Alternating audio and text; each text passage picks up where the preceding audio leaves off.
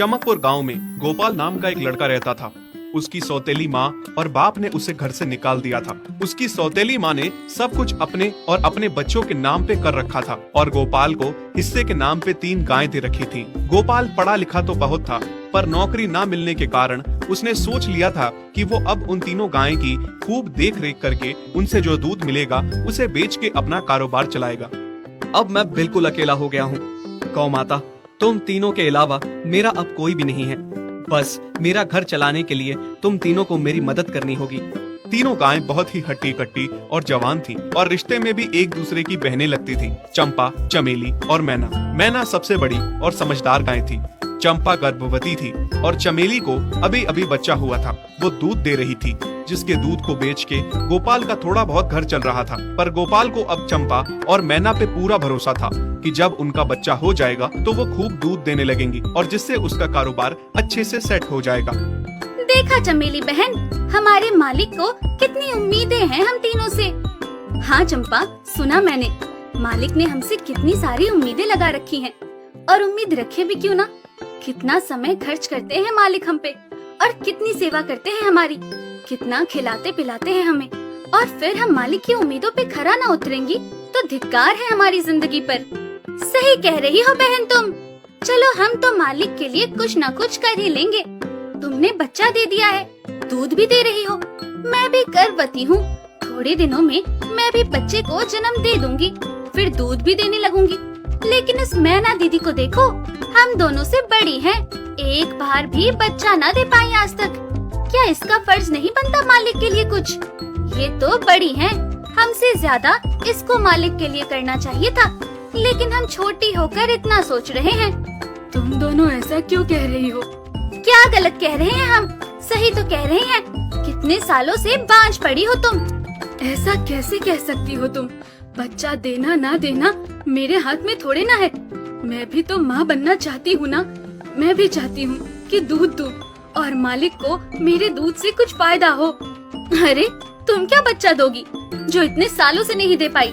तुम ये ख्वाब लेना बंद करो कि तुम बच्चा दोगी और तुम्हारे दूध से मालिक को कोई फायदा होगा।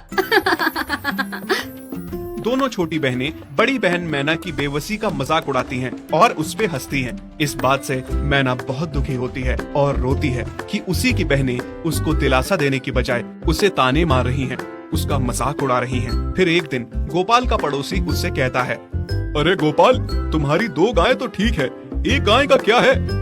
उससे तुम्हें कोई फायदा नहीं है, बेच क्यों नहीं देते उसे? अरे नहीं नहीं भाई साहब, बेचना क्यों उसे? अभी बच्चा नहीं दे रही तो क्या पता कल वो बच्चा दे दे। कोई भी काम जल्दबाजी में नहीं करना चाहिए। अरे नहीं गोपाल, मेरे कहने का ये मतलब था कि तुम्हें अपना कारोबार जल्द खड़ा करने की जरूरत है, क्योंकि तुम्हारे घर वालों ने तुम्हारे साथ जो कुछ भी किया वो बहुत गलत था। अब तुम्हें जो भी करना है अकेले ही करना है। आगे शादी भी तो करनी है तुम्हें, उसके लिए भी खूब पैसा कमाना पड़ेगा। जब तुम्हारी सारी गायें दूध देंगी तभी तो कारोबार अच्छा चलेगा ना। हाँ, बात तो तुम सही कह रहे हो भाई। मेरी मानो तो तुम अपनी गायों को क्रॉस करवा के देख लो, शायद उससे बच्चा हो जाए। हाँ, ये सुझाव तुमने सही दिया, मैं कल ही ऐसा कर लेता हूँ।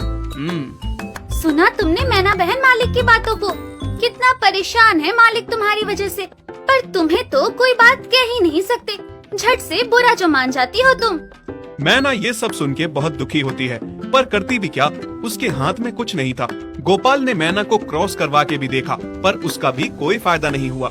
गोपाल, जो सुझाव मैंने तुम्हें दिया था, क्या वो तुमने आजमाया? हाँ भाई, वो भी करके देख लिया, पर उसका भी कोई असर ना हुआ। ये गाय किसी काम की नहीं है गोपाल, मेरी मानो तो इसे बेच दो। मैं सोच रहा हूँ एक बार फिर से क्रॉस करवा के देखता हूँ, शायद कोई बात बन जाए। देख लो, पर मुझे नहीं लगता। देखा, इन लोगों को भी पता चल गया, तुम बच्चा नहीं दे सकती, तुम बांझ ही रहोगी।